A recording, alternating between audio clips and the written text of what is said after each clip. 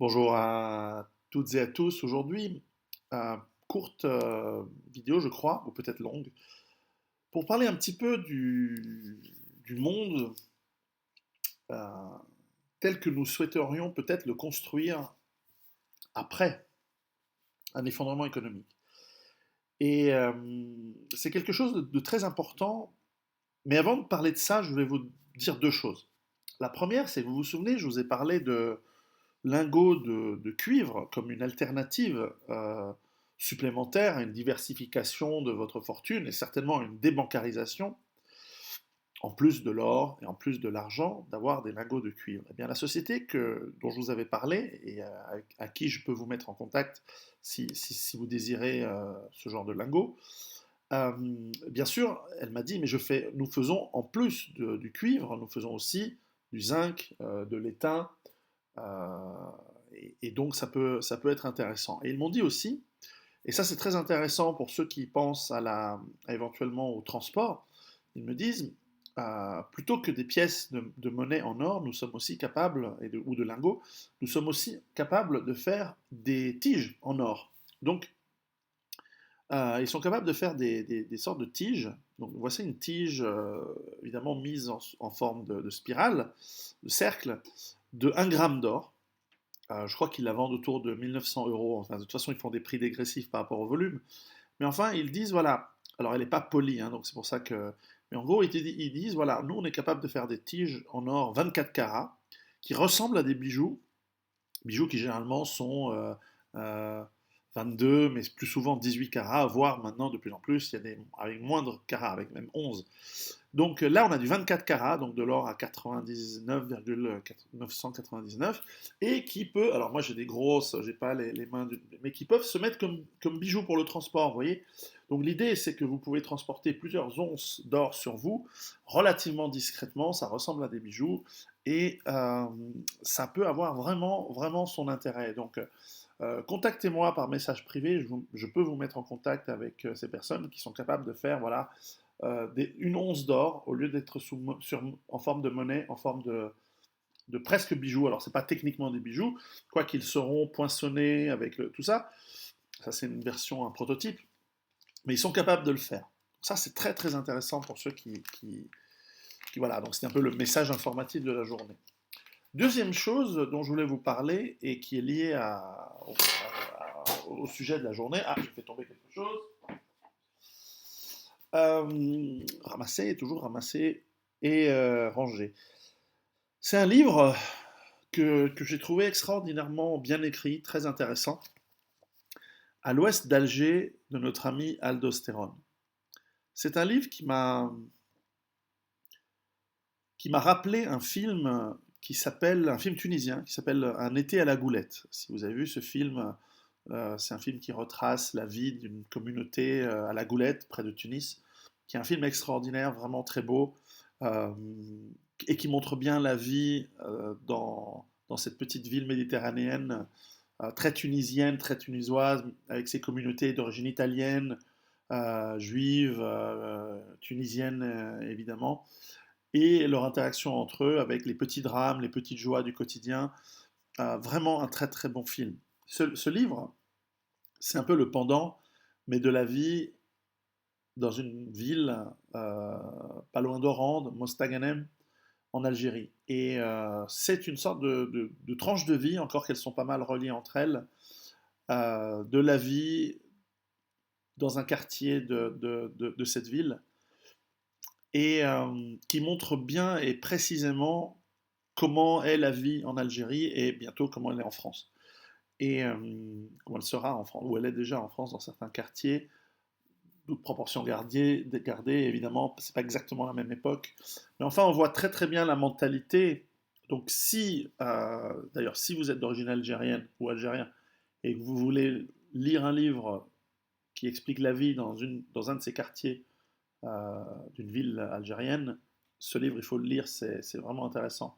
Et si vous n'êtes pas algérien, si vous connaissez mal l'Algérie, ce qui est mon cas, ou si vous voulez comprendre comment sera la France demain, ça c'est vraiment très très intéressant parce qu'on voit les petites choses, on voit les petits us et coutumes, on voit la roublardise, on voit même comment l'islam est complètement détourné et finalement adapté à une culture locale. Et c'est ce que j'ai toujours dit, l'islam, c'est pas un monolithe. L'islam, c'est des milliards de gens qui l'appliquent à leur manière et qui le détournent à la sauce culturelle. Les Africains le font à l'africaine, les Maghrébins le font à la façon maghrébine, les Moyen-Orientaux et les Bédouins d'une autre manière, les Perses d'une autre manière, les Hindous, enfin les gens, les habitants du Pakistan de l'Inde encore différemment, les Indonésiens et les Asiatiques encore différemment. Et on voit surtout les petites frustrations des gens, on voit surtout le manquement total d'un État socialiste délabré. Ça aussi, ce sera, vous allez voir en France bientôt comment ça va être. Enfin, de toute façon, tous les États socialistes s'effondrent par la paresse des gens, par l'incapacité, la corruption, même les tendances génocidaires inhérentes au système socialiste. De toute façon, on voit aussi les mesquineries, mais on voit aussi la culture. On voit aussi les désastres que font la consanguinité. Je veux dire, il y a des pays où 40% des mariages sont consanguins entre cousins, et donc ça crée une quantité incroyable de gens qui sont débiles mentaux, malades, et ça on le voit hein, dans le livre, et c'est vraiment intéressant. D'ailleurs, on le voit aussi en Europe, hein, on le voit dans tous les pays où il y a une très forte immigration. Alors les mariages consanguins sont moins fréquents au Maghreb que par exemple au Pakistan, mais on voit en Angleterre où il y a énormément de communautés pakistanes et où 40% ont des mariages consanguins, la quantité d'enfants trisomiques avec des maladies mentales lourdes, etc., c'est en train de dévaster la sécurité sociale britannique. C'est assez étonnant. En termes de coûts, c'est juste énorme, puisqu'au Pakistan on ne les soigne pas, mais en Angleterre évidemment ils les soignent. Donc ça aussi c'est un truc qui va ravager et qui provoquera aussi en partie l'effondrement économique. Ce livre est extraordinaire, il faut le lire. Alors pourquoi je vous en parle dans le contexte où je vais en venir du futur? C'est qu'en fait, lorsque je vais poser, donc acheter ce livre, en plus, Aldostérone, c'est vraiment un type bien, et, euh, et, euh, et je pense que ça vaut la peine. Et ce livre, il mériterait d'être tourné au cinéma, de devenir une histoire filmée. Alors pourquoi je vous parle? C'est parce que lorsque l'on imagine un effondrement du monde et lorsque l'on imagine de reconstruire, on a tous nos rêves, on a tous nos préférences, bien sûr. Par exemple, moi j'aime un monde où où chaque peuple est libre, souverain, indépendant, et qui est capable de commercer et d'échanger et de prendre finalement les meilleurs des cultures et de s'échanger. Imaginez un monde où, par exemple, le meilleur de la culture européenne euh, se confronte au meilleur de la culture africaine, au meilleur de la culture moyen-orientale. Enfin, je fais des grands schémas hein, parce qu'on sait que c'est atomisé. Il n'y a pas de culture européenne. Il y a la culture italienne du nord, du sud, du centre, etc. Et pareil pour les autres. Et où, en se confrontant avec de la philosophie, avec de la logique, avec des liens empiriques, nous allons dire, ah ouais, finalement, voilà, dans tel pays, on fait ça d'une telle manière, et ça est bon, et ça, on aimerait le prendre, mais ça est mauvais, et ça, on aimerait l'abandonner.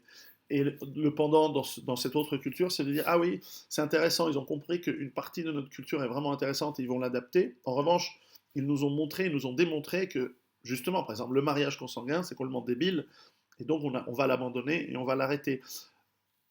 Avec intelligence, c'est-à-dire on va pas dire c'est débile en soi, on va dire on comprend pourquoi vous faites un démarrage consanguin, c'est pour conserver la richesse, c'est pour conserver les ressources dans le cadre d'un clan, dans le cadre d'une famille, mais les conséquences sont tellement affreuses et horribles à long terme que ça crée une population de débiles mentaux et de fous. Et donc, cela détruit la civilisation. Et c'est aussi pour ça que on voit que depuis presque 1000 ans, il n'y a pas eu de progrès dans la plupart de ces pays-là. Parce qu'au bout d'un moment, la proportion de foldingues et de débiles, elle devient tellement lourde que la pression sociale à l'intérieur des pays pour le status quo, pour l'ignorance, pour la bêtise, même simplement le retard mental devient trop lourd. Vous voyez, typiquement, euh, ça, c'est quelque chose de très présent au Moyen-Orient et au Proche, enfin, l'Asie centrale, etc., un peu plutôt du Sud, le Pakistan, etc. C'est pas du tout le cas en Afrique, par exemple. En Afrique, ils ont d'autres problèmes, ils ont d'autres forces, ils ont d'autres avantages, mais par exemple, le mariage consanguin est assez peu pratiqué en Afrique. Ça arrive, mais c'est peu pratiqué. En Europe, c'est complètement.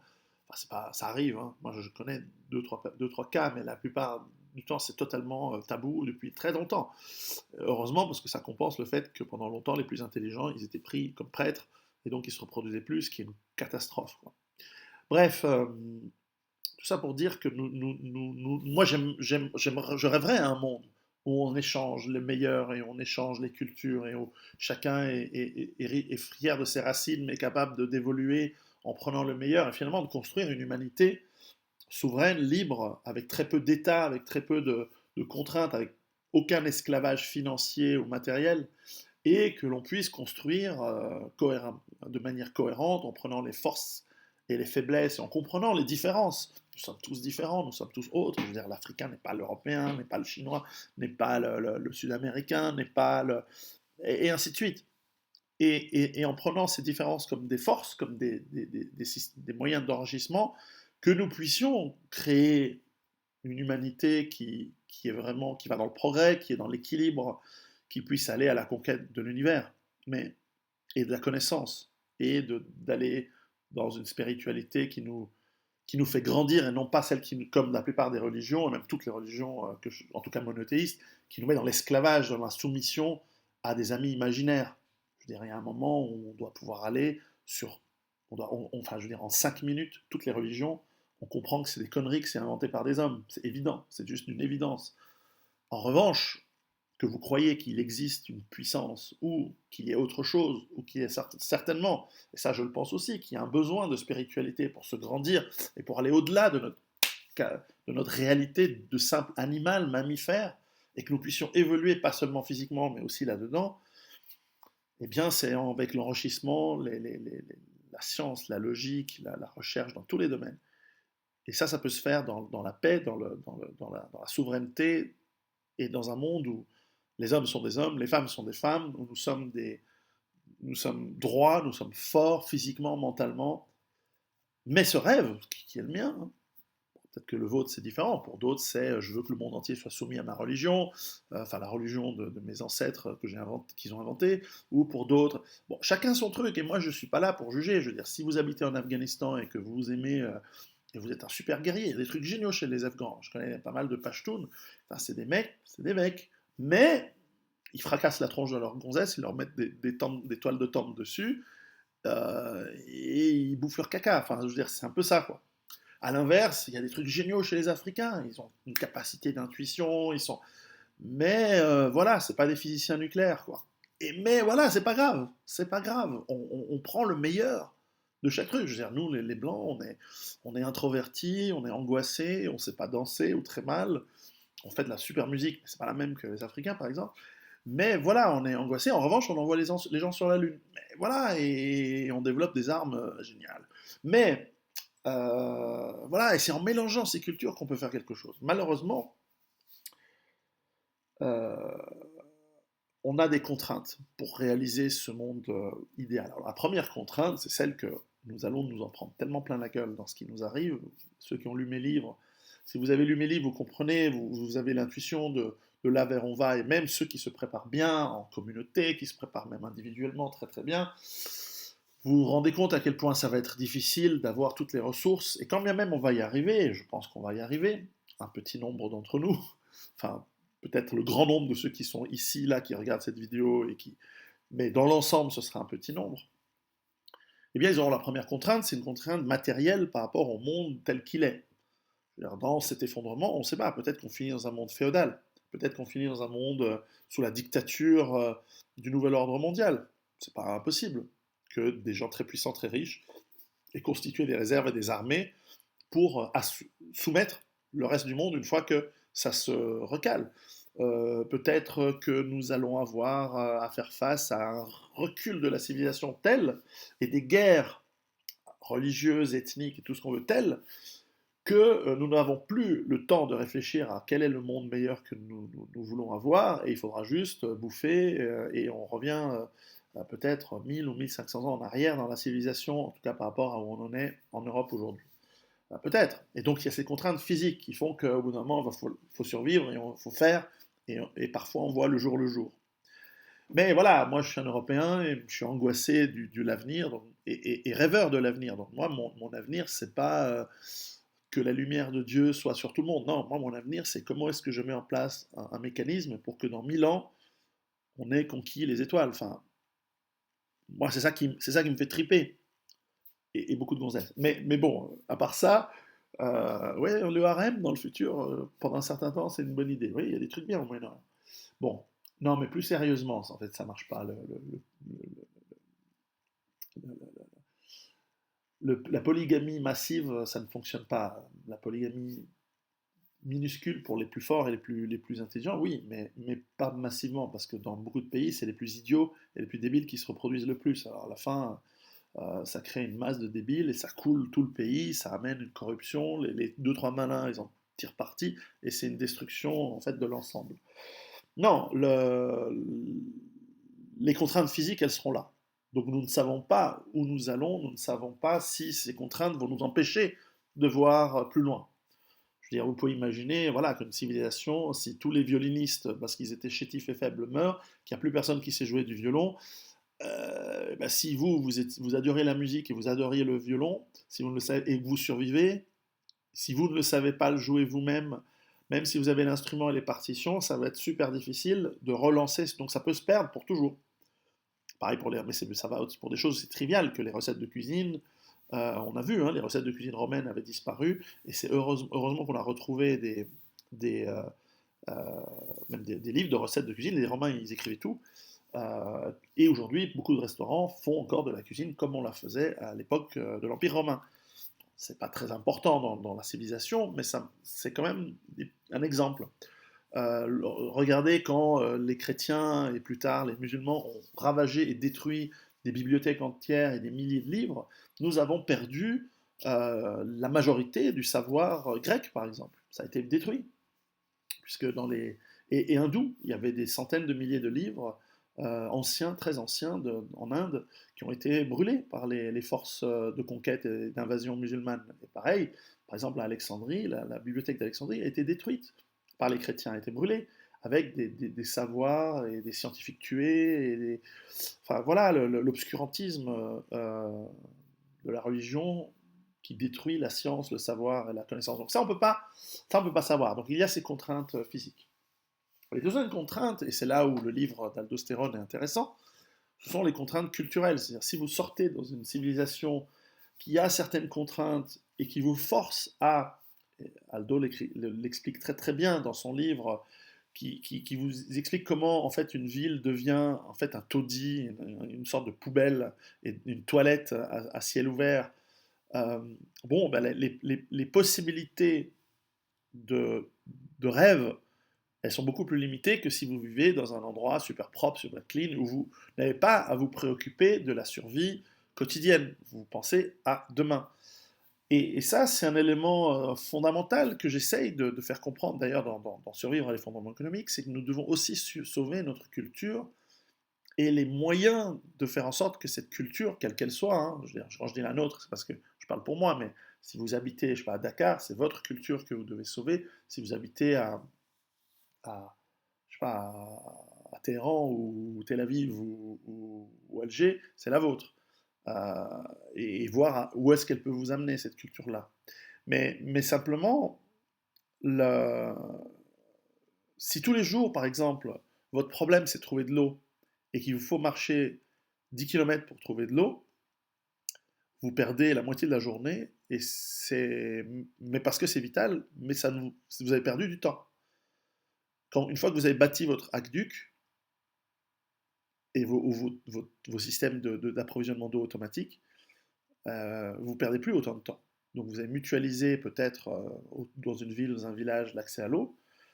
Ça vous a coûté un petit peu quelque chose, mais maintenant il y a de l'eau. Et maintenant vous gagnez, tous les habitants gagnent une demi-journée, et ce qui vous permet d'inventer l'imprimerie, les fusées pour aller sur la Lune, le Mars, et ainsi de suite, et les gaz VX, quoi. Enfin, je veux dire, des trucs utiles pour vous protéger. Enfin bref.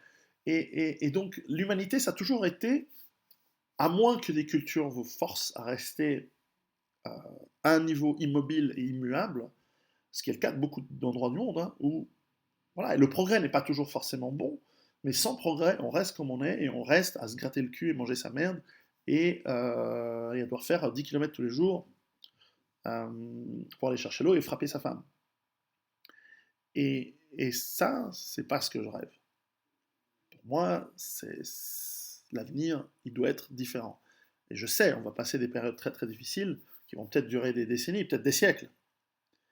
Mais on doit garder l'étincelle du progrès, l'étincelle du savoir, l'étincelle de enfin, c'est plus une attitude de prendre le meilleur de toutes les cultures que l'on rencontre pour aller plus loin.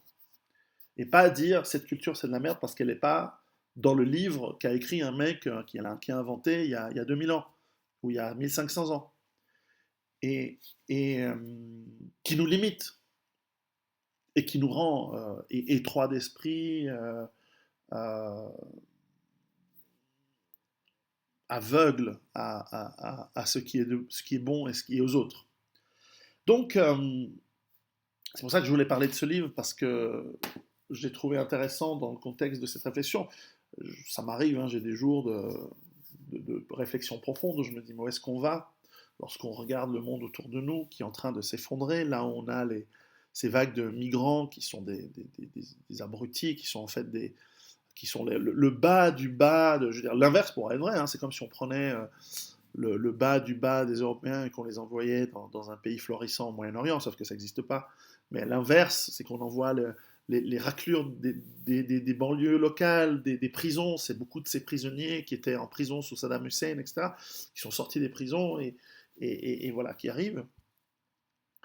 Et qui sont en fait une arme biologique contre nous. C'est une arme biologique contre l'Europe, et c'est les États-Unis qui nous la font envoyer pour nous soumettre encore plus, pour nous détruire, ou pour que le chaos qu'il y a en Europe ressoude les Américains et les autres sur le dollar et sur eux, alors que cette économie américaine et l'hégémonie du dollar est en train de s'effondrer. Donc merci le gouvernement des États-Unis de nous sacrifier physiquement, de livrer via ces hordes euh, d'abrutis la population européenne à la violence et au viol, et ce qui va finir en guerre civile et qui finira en millions de morts, en centaines de millions de morts en Europe. Il y aura des centaines de millions de morts. Tous ces gens qui débarquent en Europe, ils vont finir exterminés à la fin. Je veux dire, ils n'ont aucune chance de s'en sortir. Je veux dire, les Allemands, une fois que vous les énervez, les mecs, ils vont finir à Bagdad, hein, en rasant tout sur leur passage. Ça prendra peut-être 100 ans. Et les Français, une fois que vous les énervez, une fois qu'ils arrêtent d'être débiles, ils vont finir, peut-être pas à Dakar, mais ils vont finir loin, hein. Et les Espagnols, on n'en parle même pas. Et les Anglais, ils vont juste mettre tout le monde en esclavage et les fouetter. Donc ça va mal finir, il y aura des millions de morts. Mais dans ce chaos, nous devons garder à l'esprit que nous avons des rêves de reconstruction. Moi, je mets en garde contre les rêves utopistes, hein, les trucs trop, pas farfelus, mais enfin, moi j'entends des gens qui disent oui, on va retrouver l'Europe de race blanche. Je ne sais pas, hein, je ne suis pas sûr que ce soit forcément quelque chose qui est possible, vu les mélanges qu'il y a déjà. Moi je connais des métis, des gens d'ailleurs, des Africains, moi j'ai envie qu'ils restent et qu'ils soient européens, parce qu'ils sont bien. Ah, c'est pas la majorité, mais je trouverais dommage qu'ils finissent exterminés comme les autres pour rien. D'ailleurs, je vais vous faire un petit exemple qui s'adresse à vous justement. Voici mon petit exemple. J'ai ici, dans une boîte, des bonbons. Il y a une centaine de bonbons. Donc imaginez que ça représente la population, on va dire, non européenne en Europe. On va prendre par exemple la population afro-maghrébine, musulmane en Europe. Vous avez, du Moyen-Orient, 100 bonbons. Si on vous dit, voilà, cette population arrive, alors je prends un autre exemple avant, voici des Asiatiques. Dans ces Asiatiques, il y a très peu de criminels, il y a très peu de gens qui créent des violeurs, en général ils bossent bien, ils ne se posent jamais de problème, des Chinois, des Japonais en Europe, ils ont toujours été non seulement assez bien accueillis, mais en plus ils réussissent mieux que les Européens, parce que en l'occurrence ils ont un quotient intellectuel plus élevé. Mais les mecs ils s'organisent, etc. Donc imaginons que ce soit des Asiatiques, et je vous dis, voilà, prenez au hasard un bonbon de cette... voilà, si vous prenez un de ces Asiatiques, et que vous mangez le bonbon qui représente un Asiatique, vous n'allez avoir aucun problème, puisque le nombre de criminels est très faible. Admettons que ce soit 1%, et que donc on rajoute, voilà, il y a un Asiatique pour cent qui est criminel, violeur, casse-couille, etc. Bon, on sait que c'est beaucoup moins 1% chez les Asiatiques. Mais je rajoute, je mélange, et maintenant je dis, voilà, prenez, et vous avez 1% de chance que vous tombez sur ce bonbon au cyanure. A priori, statistiquement, bon, ça devient un peu flippant, mais ça va. Le problème, c'est que lorsque vous regardez les populations des autres, afro-maghrébines, etc., la statistique nous montre que leur capacité à créer du crime, leur criminalité, leur capacité de nuisance sous forme de cambriolage, viol, violence, elle est plus que 1%.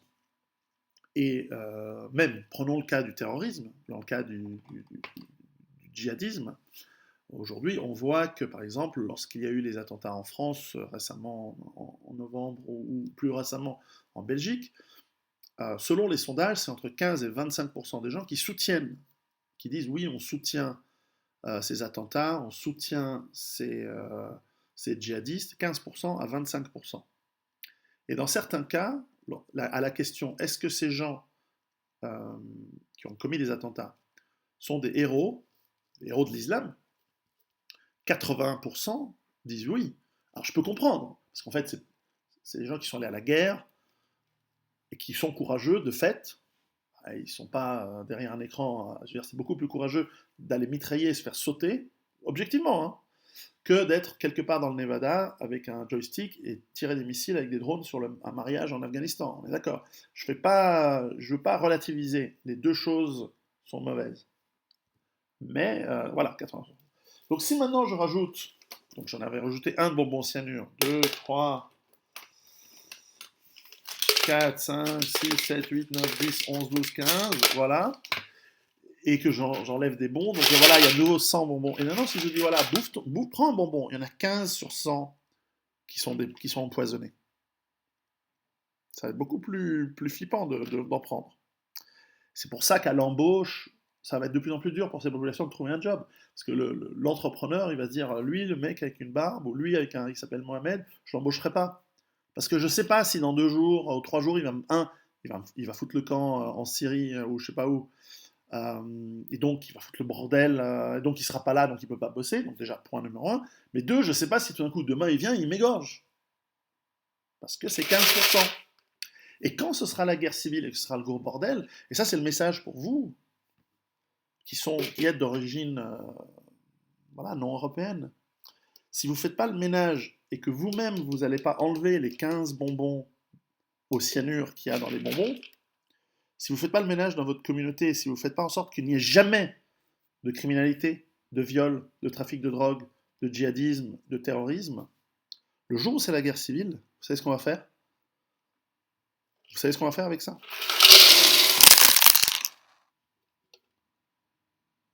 Il n'y en aura plus. Aucun. Parce qu'on ne peut pas prendre le risque. Alors certes, ce sera des millions de morts chez nous et chez vous, mais à la fin, il n'y en aura plus.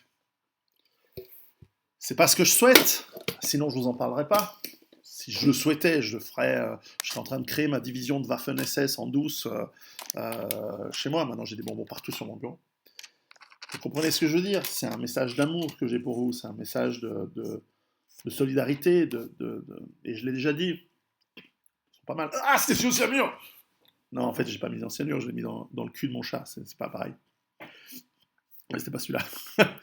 C'est un message d'amour que j'ai pour vous, vraiment. C'est un message de camaraderie entre êtres humains, et surtout entre vous, ceux qui sont les meilleurs parmi vous, les plus droits, les plus fiers. Et souvent, je dois le dire, souvent parmi les djihadistes, c'est souvent un peu des abrutis, mais qui ont un bon instinct, c'est-à-dire c'est des guerriers, c'est des gens qui se disent,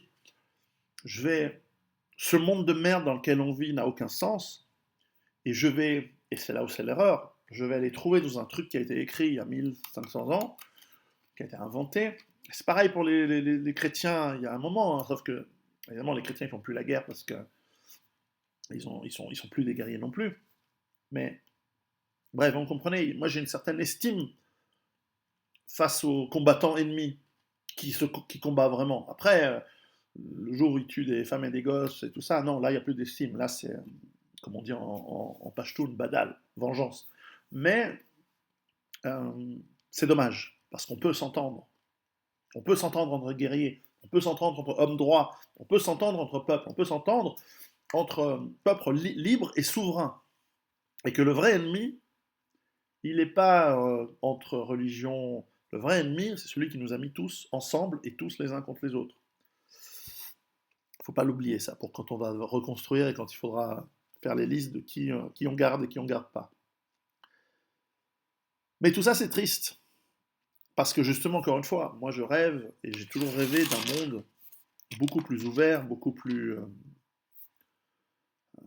beau, beaucoup plus coopératif, beaucoup plus harmonieux que celui dans lequel on vit, et certainement plus que celui dans lequel on va. Donc, préparez-vous, réfléchissez au monde que vous souhaiteriez avoir, confrontez votre rêve, votre espoir à la réalité physique et à la réalité culturelle, déjà maintenant, mais aussi de ce qui risque d'arriver dans ces prochains mois maintenant, ces prochaines années. C'est plus quelque chose de très très loin. Et, euh, et gardez-le à l'esprit quoi qu'il arrive, parce que nous avons besoin de rêves, nous avons besoin d'imaginaire qui nous fasse garder espoir, qui nous fasse aller de l'avant. Voilà, à très bientôt.